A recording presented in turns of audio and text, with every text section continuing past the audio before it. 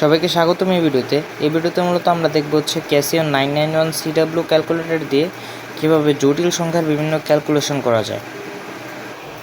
তো প্রথমে আমি বলে নেই যে আমি কী ক্যালকুলেশন করব। আমি প্রথমে ক্যালকুলেশন করব হচ্ছে ওই জটিল সংখ্যাটার মডুলাস, আর্গুমেন্ট ইত্যাদি নির্ণয়। তারপর অনুবন্ধী জটিল সংখ্যা, একটা জটিল সংখ্যার অনুবন্ধী জটিল সংখ্যা কীভাবে নির্ণয় করতে হয় ক্যালকুলেটর দিয়ে। আর মনে করো কোনো একটা বড় রাশি দেওয়া থাকলে, জটিল আকৃতি দেওয়া থাকলে সেটাকে তুমি কীভাবে সাধারণ ফরম্যাট বা A+IB আকৃতি নিতে পারো ক্যাসিও 991 CW ক্যালকুলেটর দিয়ে, সেটি নিয়ে আলোচনা করব।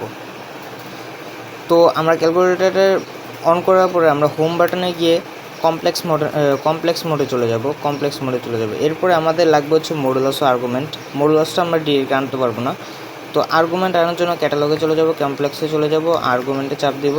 তারপর হচ্ছে আমরা চাচ্ছি হচ্ছে 1+3i, যে শিফট চাপ দিয়ে 9-এ চাপ দিবা, আই চলে আসবে 3i। এই জটিল সংখ্যাটা আমরা যাচ্ছি হচ্ছে আর্গুমেন্ট 71.56। দেখো আমি বের করেছি 71.56। এটার অ্যাবসোলিউট ভ্যালু যেটা আছে, অ্যাবসোলিউট ভ্যালু মানে হচ্ছে তোমার যেটা আর কি মডুলাস, ওইটা বের করার জন্য তুমি জাস্ট ক্যাটালগে যাবা, নিউমেরিক ক্যালকে যাবা, অ্যাবসোলিউট ভ্যালুতে যাবা। এখন তুমি কার অ্যাবসোলিউট ভ্যালু দেখতে যাচ্ছ? 1+3i এর অ্যাবসোলিউট ভ্যালু দেখতে যাচ্ছ। এটার অ্যাবসোলিউট ভ্যালু হচ্ছে √10, √10। তারপর হচ্ছে একটা জটিল সংখ্যার অনুবন্ধী জটিল সংখ্যা, কমপ্লেক্সে যাবা, কনজুগেটে যাবা, তারপর হচ্ছে 1+3i। এটা হচ্ছে এই জটিল সংখ্যার অনুবন্ধী জটিল সংখ্যা হচ্ছে 1-3i। 1+6i উদাহরণ হিসেবে যদি দেখি আমরা, তাহলে কি হবে?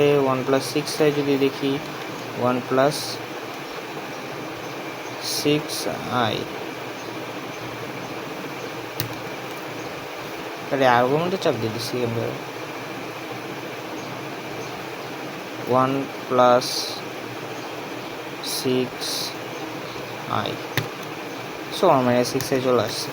তারপরে হচ্ছে আমরা এই যে সাধারণ আকৃতিতে প্রকাশটা দেখব। 1 জাস্ট তুলবা 1-i,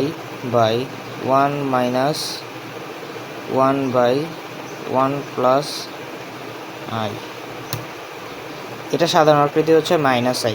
তো এইভাবে তুমি যেইটাই তুলবা ওইটারই সাধারণ আকৃতিতে চলে আসবে। এভাবে তুমি যে কোনো ক্যালকুলেশন কমপ্লেক্স নাম্বারে করে ফেলতে পারো। উদাহরণ হিসেবে এইটার তুমি মডুলাস আর্গুমেন্ট বের করতে যাচ্ছ, তুমি এইটার মডুলাস আর্গুমেন্ট বের করার জন্য কমপ্লেক্সে চলে যাবা, এটা আর্গুমেন্ট বের করতে যাচ্ছ, আর্গুমেন্টে যাবা, অ্যান্সারে চাপ দিবা। আর্গুমেন্ট হচ্ছে -90 ডিগ্রি। আশা করি সবাই বুঝতে পারছো। ধন্যবাদ সবাইকে।